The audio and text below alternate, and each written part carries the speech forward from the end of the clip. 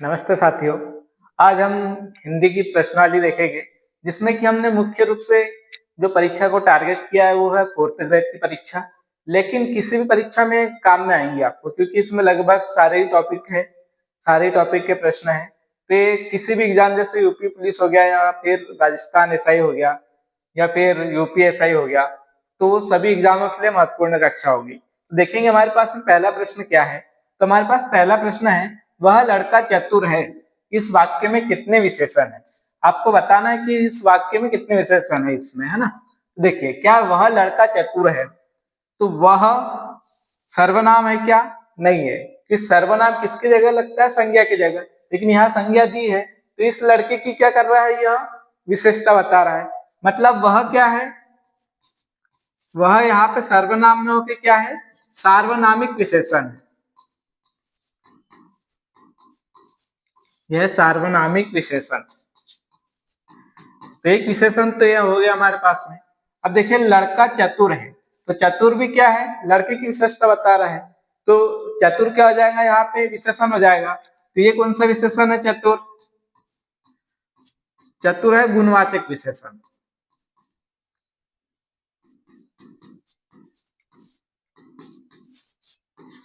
तो हमारे पास में कितने विशेषण है? वह और चतुर, दो विशेषण है। तो एक तो है नहीं, दो। यहाँ पे बी वाला ऑप्शन कैसा हो जाएगा? सही हो जाएगा।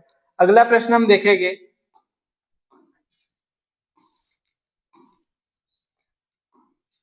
क्या है? निम्नलिखित में से नि उपसर्ग नहीं है।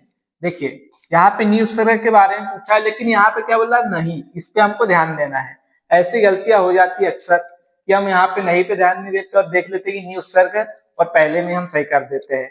देखेंगे सबसे पहले ये किससे बना है? नस्त। ये बना है नी और अस्त से। ठीक है, इसमें कौन सी संधि है? यन संधि है। तो नस्त बन गया, मतलब नि उपसर्ग इसमें है। निःशुल्क को देखेंगे, ये किससे बना है? ये बना है निस और शुल्क से। अब देखिए, निःशुल्क दोनों रूप में सही हो सकता है। इसको इस तरीके से भी लिख सकते हैं और एक इस प्रकार से भी। दोनों ही रूप कैसे है? सही है। लेकिन इसमें उपसर्ग कौन सा है? निस उपसर्ग है, नी नहीं है। तो बी वाला कैसा हो जाएगा? सही हो जाएगा। नियम में तो ये नी और यम से बना है, यहाँ भी नी उपसर्ग है। नैदानिक में देखेंगे तो ये बना है नी उपसर्ग और दान और इक प्रत्यय से। ठीक है, इक प्रत्यय जुड़ाते ये बन गया दानिक। ये सॉरी, ये क्या हो गया?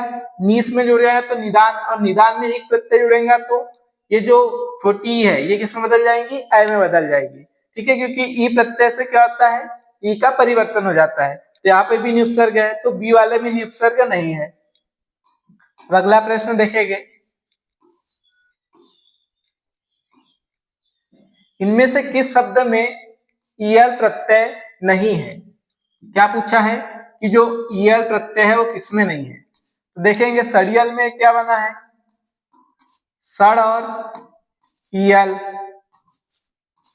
मतलब इसमें ईयल प्रत्यय है। नारियल क्या मूल शब्द है, तो बी वाला सही हो जाएगा, क्योंकि नारियल में कोई ये प्रत्यय है क्या? नहीं है। अड़ियल में देखेंगे तो ये हो जाएगा अड़ और यल, इसमें भी प्रत्यय है। मरियल में क्या जाएगा? मर और यल। ठीक है, तो इस प्रकार से तीनों में तो है लेकिन नारियल में नहीं है। अब अगला प्रश्न देखेंगे।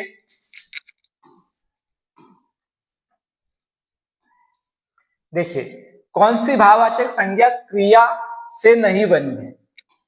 नहीं पे ध्यान देना है, क्रिया से नहीं बनी है। तो सजावट के भाववाचक संज्ञा है, ये किससे बनी है? सजाना क्रिया से। और सजाना क्या है? क्रिया है, तो ये तो नहीं होगा। जीत किससे बनी है? जीतना से। जितना भी क्रिया है। कमजोरी किससे बना है?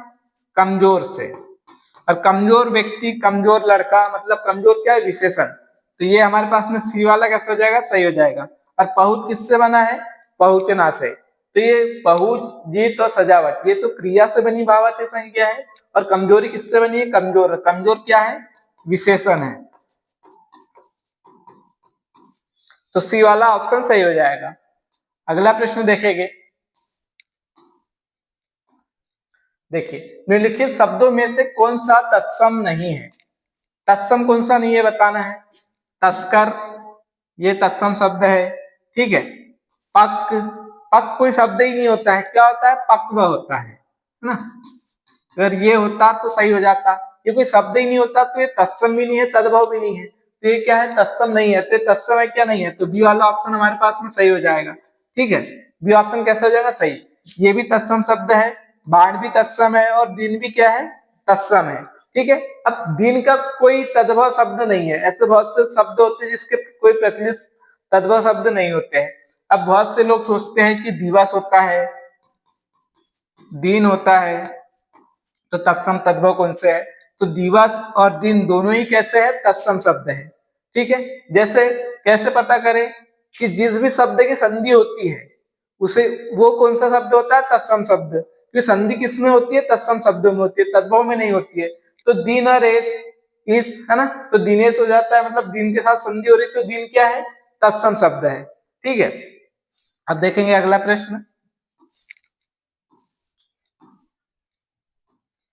देखिए हाथ का पर्यायवाची शब्द कौन सा है? अम्बक किसका है? आंख का है, ठीक है।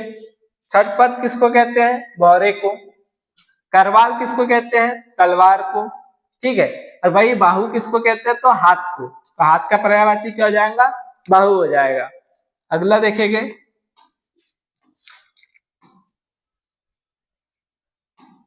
देखिए आधा तीतर आधा बटेर का भावार्थ बताना है आपको। मतलब आधा तीतर आधा बटेर, मतलब अलग अलग दो चीज, अलग अलग चीजें हैं, तीतर है और बटेर है, तो बेमेल चीजों का क्या हो जाएगा? सम्मिश्रण। तो हमारे पास में ये वाला ऑप्शन कैसा हो जाएगा? सही हो जाएगा। आधी आधी चीजों को मिलाकर एक करना, ये भी नहीं होगा। धोखेबाज भी नहीं, कुछ करना कुछ दिखाना, ये भी नहीं होगा। आधा तीतर आधा बटेर मतलब बेमेल चीजों का मिलना, ठीक है।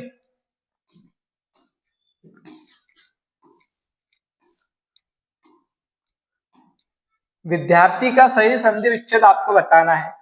अब आप एक विद्यार्थी हो तो इसका तो आपको पता होना चाहिए। विद्याधन रथी होगा क्या? नहीं होगा। विद्याधन अर्थी तो हो जाएगा बी वाला सही। विद्याधन अर्थी नहीं होगा, या विद्या होता तो सही हो जाता। और विद्याधन आर्थी भी नहीं होगा, तो बी वाला कैसा हो जाएगा? सही हो जाएगा।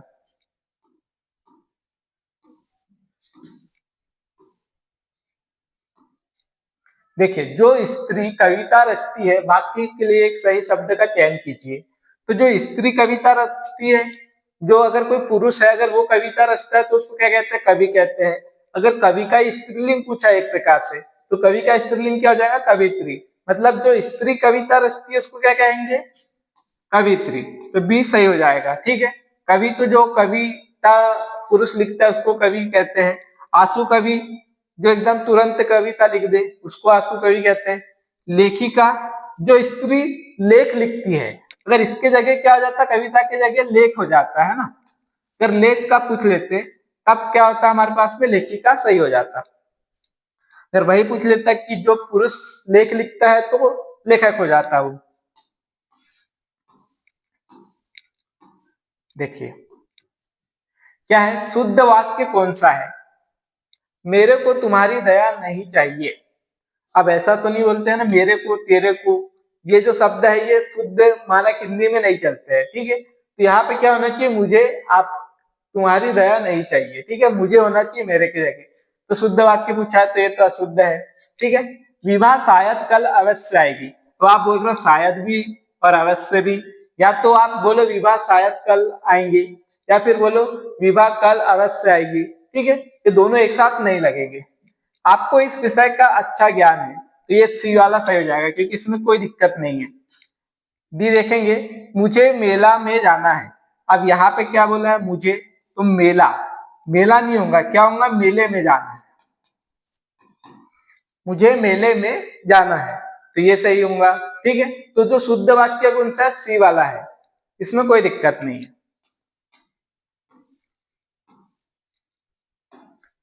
देखिए निम्नलिखित शब्दों में वर्तनी की दृष्टि से कौन सा शब्द अशुद्ध है?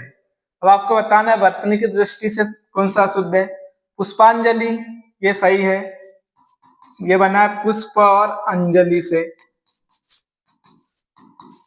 तो पुष्पांजलि सही शब्द है। और यहाँ पे आपको याद रखना है कि अंजलि याला अशुद्ध होता बड़ी की मात्रा। अगर आपको ये अगर बड़ी की मात्रा दे दी जाती तो अशुद्ध हो जाता। देखेंगे निरापराध ये शब्द अशुद्ध है तो बी वाला सही हो जाएगा। कैसे? क्योंकि देखिए ये बना है निर और अपराध से। अब देखिए यहाँ पे अ और रा है तो दोनों जब मिलेंगे तो क्या बनेगा? निर अपराध बनेगा। क्या बनेगा? बनेगा निर अपराध।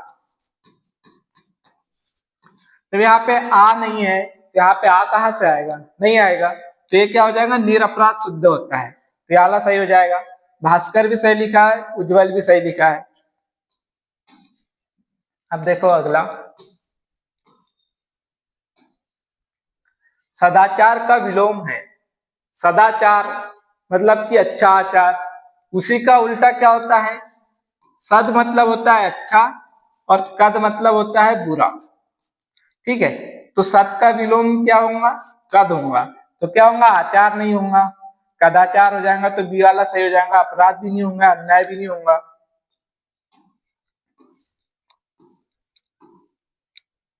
देखिए कौन सा शब्द आकाश शब्द का पर्यायवाची नहीं है? तो आकाश को क्या बोलते हैं? व्योम कहते हैं, फलक भी कहते हैं, अनंत भी कहते हैं, लेकिन शुभ्र नहीं कहते हैं। तो सी वाला कैसा हो जाएगा हमारे पास में? सही हो जाएगा। शुभ्र क्या है? आकाश का पर्यायवाची नहीं है।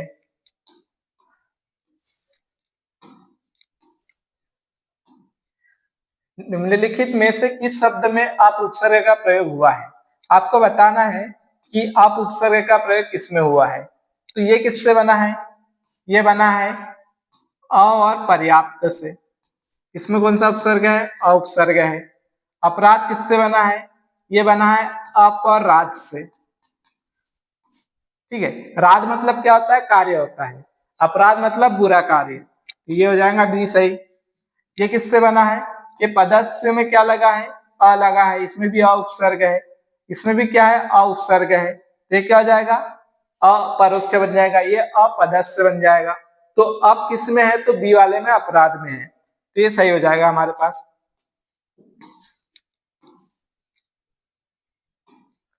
देखिए किस शब्द में नी प्रत्यय नहीं है, इस पे ध्यान देना है। ये किससे बना है? ये बना है लेख और नी से। इसमें नी प्रत्यय है। ये किससे बना है? ओढ़ और नी से बना है। इसमें भी नी प्रत्यय है। ये किससे बना है? यह है कत।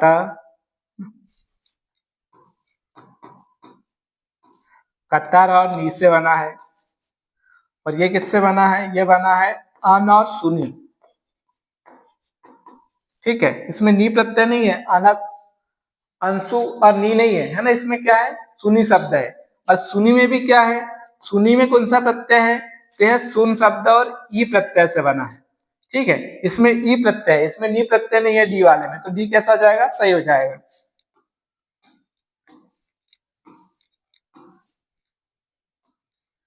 देखिए सणमुख का संधि विच्छेद होगा। आपको बताना है सणमुख का संधि विच्छेद। तो क्या हो जाएगा सणमुख का? षटमुख होगा क्या? नहीं होगा, तो क्या हलंत नहीं है। सणमुख होगा क्या? नहीं होगा। षडमुख होगा? नहीं, सतमुख हो जाएगा, है ना, छह मुख वाला। तो डी हमारे पास में कैसा हो जाएगा? सही हो जाएगा। अब देखिए अगला,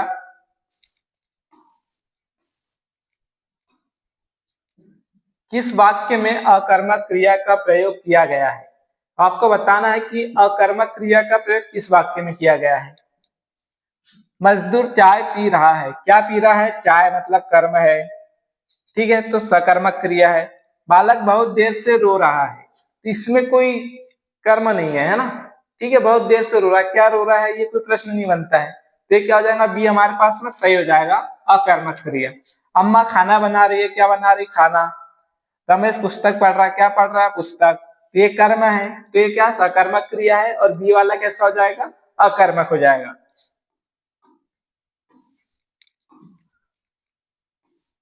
देखिए मिष्ट किसका तत्सम है? जो मिष्ट शब्द है किसका तत्सम है? तो मिष्ट का आपको तद्भव बताना है। तो मीठ का है क्या? नहीं है, मीठे का होता है ना। तो ये सही हो जाएगा, मीठा सही हो जाएगा। मेढक का भी नहीं होगा, मिट्टी का भी नहीं होगा। ठीक है,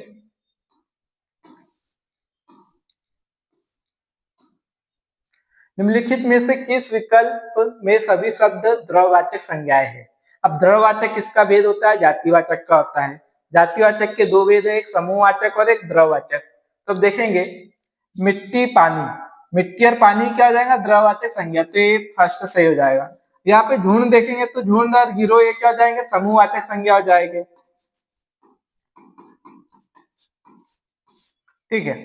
लोटा और तांबा क्या हो जाएगा? लोटा जातिवाचक हो जाएगा, तांबा भी क्या हो जाएगा? जातिवाचक हो जाएगा। ठीक है, लेकिन ये द्रववाचक में आएंगे क्या? नहीं आएंगे। ठीक है, द्रववाचक में सिर्फ तांबा आएगा, लोटा नहीं आएगा। ये किसमें आ जाएगा? समूहवाचक में आ जाएगा। यमुना, यमुना क्या हो जाएगा? व्यक्तिवाचक संज्ञा।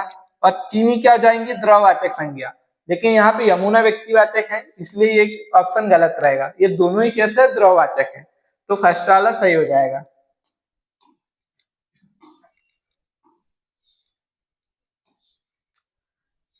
कमरे में शायद कोई छिपा हुआ है, इस वाक्य में रेखांकित शब्द सर्वनाम है। कोई, ये रेखांकित है ना, तो इसमें बताना आपको जो कोई है वो कौन सा सर्वनाम का कौन सा भेद है। अब हमने बोला कि कमरे में कोई छुपा है, तो हमको नहीं पता कि कौन है।